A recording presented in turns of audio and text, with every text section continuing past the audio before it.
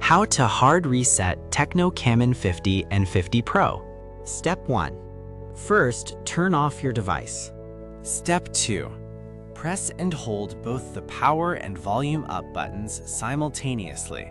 Step 3. Once the No Command screen with the robot logo appears, press and hold the power button and briefly tap the volume up button.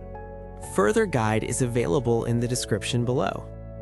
Since the remaining steps are technical and complex, we have detailed them in an external blog post.